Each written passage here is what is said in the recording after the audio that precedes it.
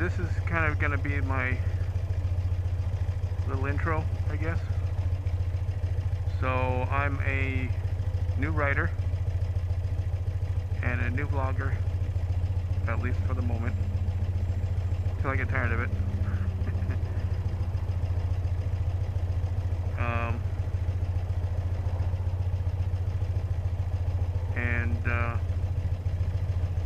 I'm basically interested in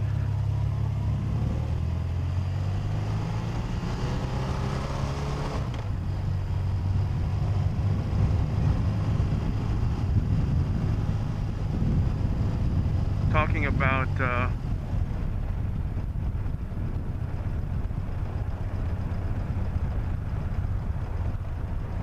riding technique. You know, a beginner rider here. Oh, shade, how nice is that? And learning how to ride better. And actually, these videos were started off as really the notes to myself. What I started doing is recording what I'm doing, and as I'm doing it, as I'm writing, I'd be talking as if to myself or as if to YouTube. If I don't want people to think I'm crazy, I just tell them I'm talking to YouTube. Oh yeah, I heard that. I still think it's crazy, but it's not as weird as talking to yourself. And but give myself notes and feedback and critique of what's going on. What am I doing? What's working? Like looking over my shoulder is a good idea.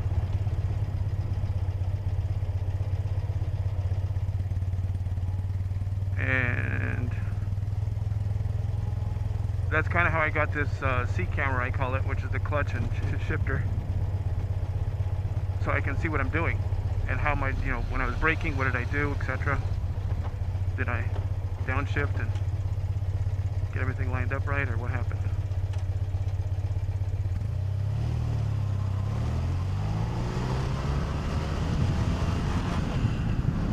Am I paying attention enough?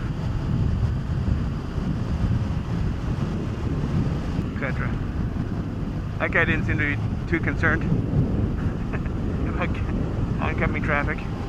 I'm not a new driver of you know, machines with clutches. I've driven for a long time with manual transmissions. Just about every car I've ever had has one, except for I think the very first maybe, but every other one did.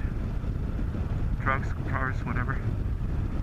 So the idea of clutching and shifting, that comes once I got kind of used to the idea of where the stuff is.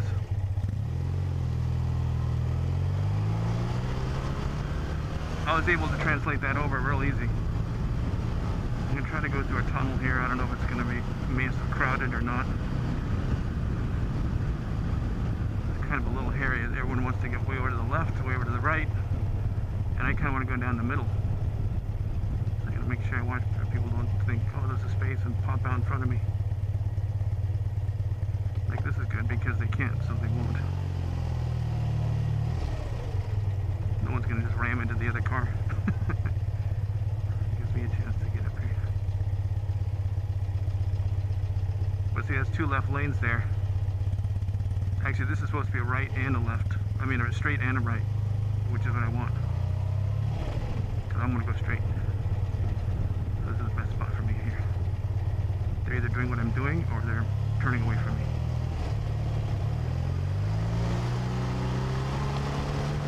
Okay.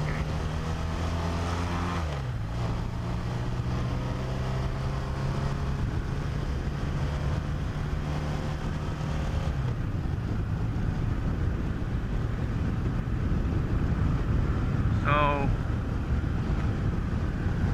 a new rider, but not a new driver. And I feel like I'm getting the clutch idea pretty good. But there's a lot of riding tech, motorcycle, that I really had no idea about. And probably wouldn't have guessed. Hang on. Tunnel vision. I've always liked tunnels. You're outside, you're inside, sounds different, and the whole thing happens while you're sitting still. It's kind of cool. So there I am, reborn. Cirque du Soleil's in town, by the way.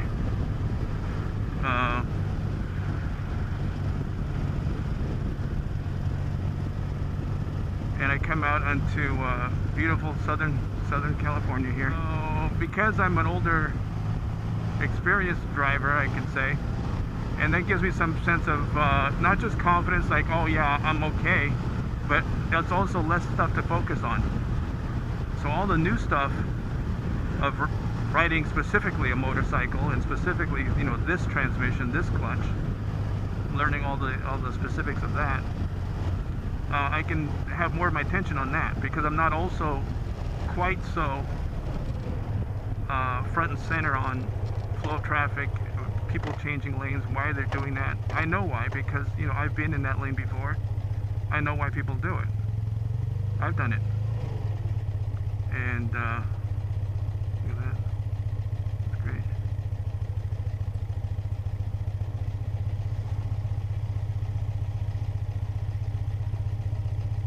So that makes me it kind of opens up my head a little bit, as all that stuff happens automatically anyway. And so in a way, it's a bit of an advantage, being a latecomer, you could say, to motorcycles, specifically.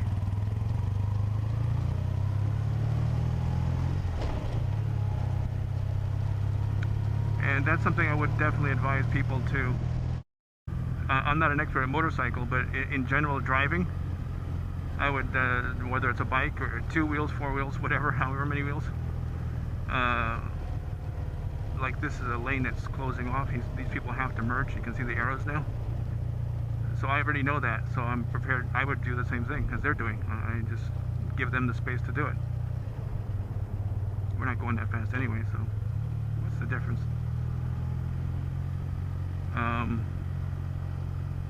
And as all this starts to close up, as this lane becomes 3 lanes, basically becomes 2 lanes, some people in my lane here might want to flip over there to avoid, uh-oh, these guys are cutting in front of me, I'm just going to jump over one. So splitting up here, my first instinct is might not be a good idea, because people might want to jump over to avoid having someone cut in front of them.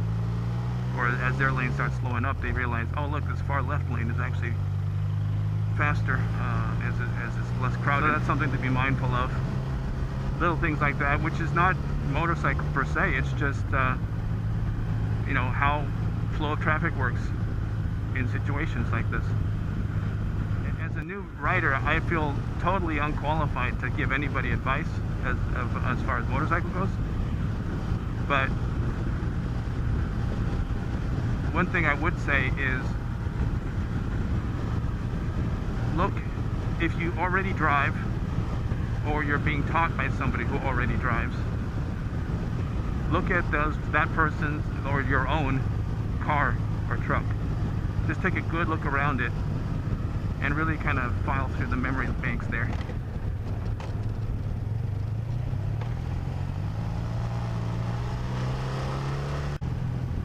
You're looking for damage that was caused by carelessness,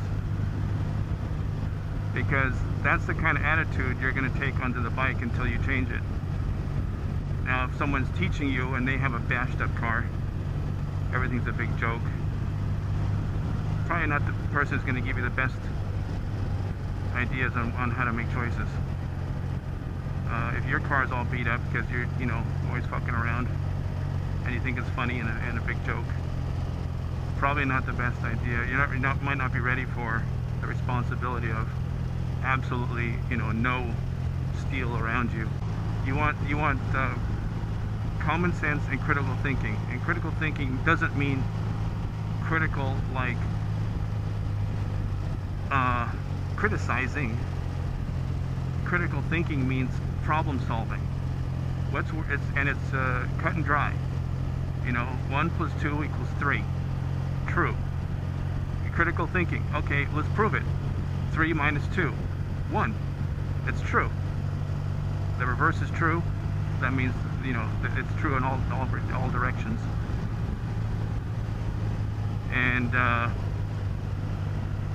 that's the kind of thinking you need. Not just, you know, 1 + 2 = 3, and then criticizing like, oh yeah, prove it, oh, a likely story, or you know, that's your opinion, and you know, crap like that. It's always playing the devil's advocate. Isn't being the devil's advocate. It's just being the devil. And a lot of people, I think, believe that critical thinking or criticizing in that manner is some sort of a debate, or it means that they're, you know, trying to figure out the answers here, whatever. But, and the truth is, they're just taking, you know, any excuse to argue about whatever, to figure out, just to kind of pretend they're actually thinking about it when they're really not. It's kind of bullshit. And so if you're going to try to get on a bike, you need to drop all that, because that's ego-based. That's someone trying to prove something. It has nothing to do with the facts, you know. And also, on a bike like this, on 2 wheels, and you know, like this kind of deal here, where it's really all about you. It's really all about you, because there's nobody else here steering and making choices.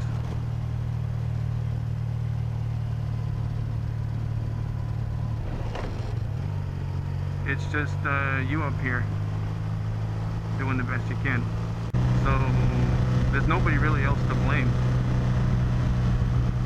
And to be honest, your safety, my safety in this case, is nobody else's responsibility. It's not the responsibility of this guy in front, this guy behind, someone who might pull out of a driveway or whatever. I mean, if we were in the neighborhood, it's my responsibility. And in that sense, it's like, you know, I don't have to follow so close. If I don't like the guy tailing, you know, riding my ass, I can pull over, let him go by. If he's such a big hurry, that's fine. I'm not going to jeopardize my safety because some idiot can't wait to get around to the next corner and, you know, stop at the next light or stop sign. And it's stupid to do so.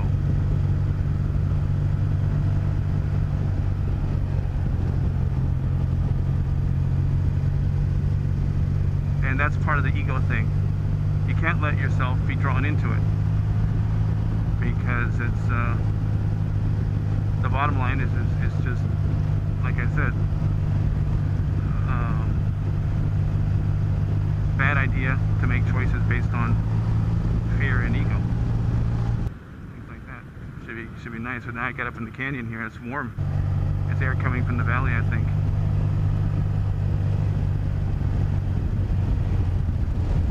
Where it's probably 10 degrees hotter. This cool little like village up here. To be honest, I've driven this road so many different times through the years, and I've never once stopped at any of these little stores or any of these little places. I'm just trying to get to the other side, and if what I want happens to be near this, where this lets off, this is the way I take. Phew. Sewage. I think sewage is coming out of this truck, I bet. It reeks. Disgusting.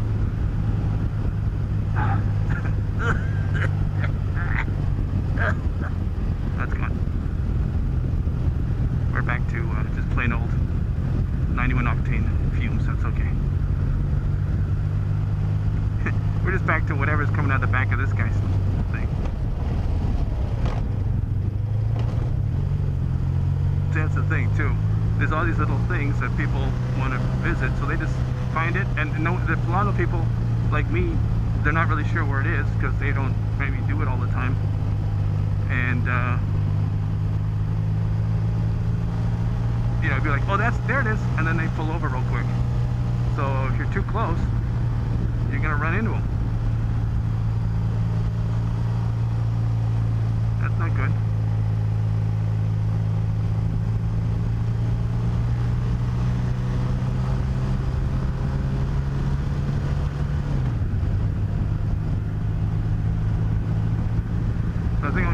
top of the hill here, and then I'll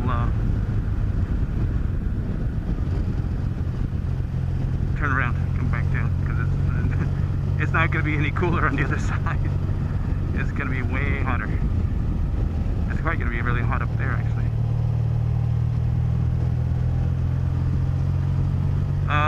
Talking about new drivers and new techniques, I found that besides target fixation, which I really am like, I never heard of that before, and I think it applies to so much in so many ways that I can't even begin to talk too big of a thing. But part of that is also looking where you want to go here on the bike, and in these turns, one of the reasons I think people start feeling like they're coming in too hot, if they're not, if they are, that's because they are. But if they're not, it might be because they're looking too close to the ground in front of them. You need to look way over there. Keep your head up. Don't look at the ground. You're looking where you want to go down the road. Not where you want to look, not right here in front. That's not where you want to be looking. You should have already seen that part of the road, because I'm looking way over there where it's just coming out around the wall. And you can see things coming at you a lot slower, and that makes it a lot less scary. And that works in a car too, by the way.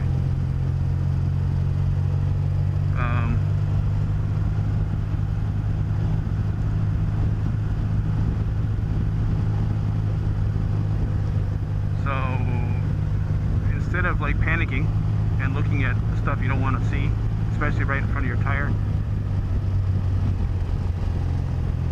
look way over where you want to go. Look around. Sometimes I just look over there to make myself turn sharper, because I'll start to turn that direction farther rather than looking right in front of what's in front of me that I've already seen. That looked rough. So I don't need to keep staring at it. You know, I'm already going to hit that point, cross over it. There's no reason to keep staring down, down, down, down. You got to keep shifting your eyes to the next turning point, or the next something on the horizon that you want to target. And it's always where you want to go.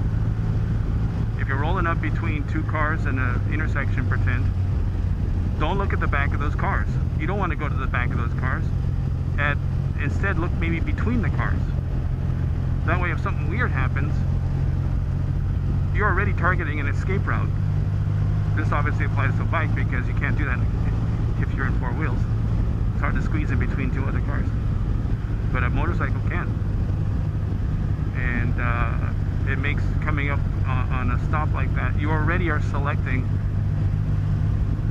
where you want to be in that open spot, let's pretend. Compared to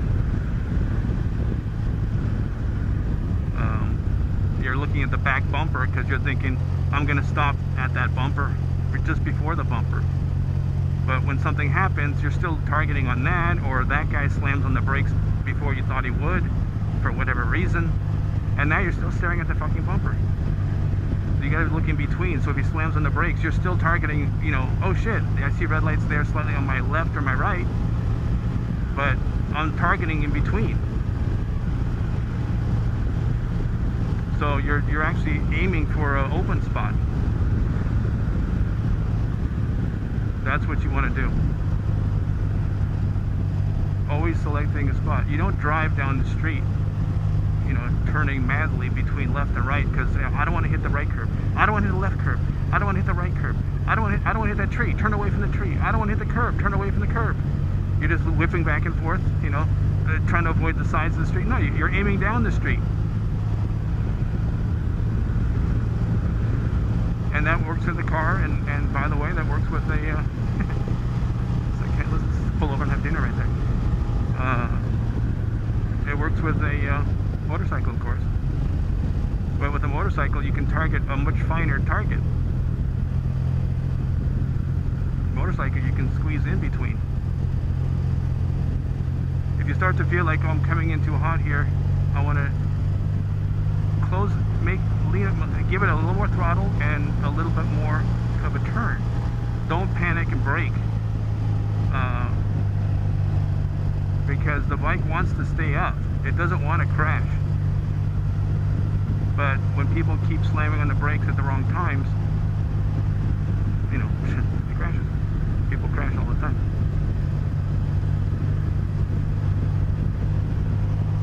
So for me, so far so good. Knock on wood. Coming here to the end, I think.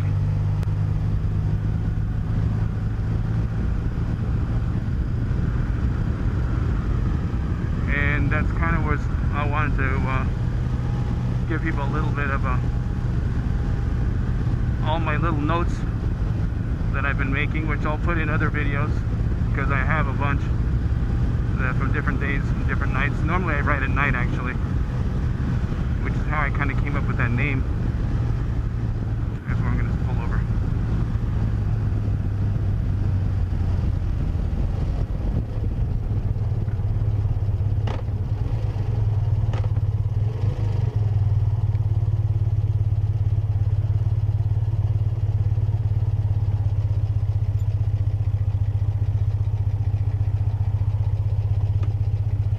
I was going to pull over right there.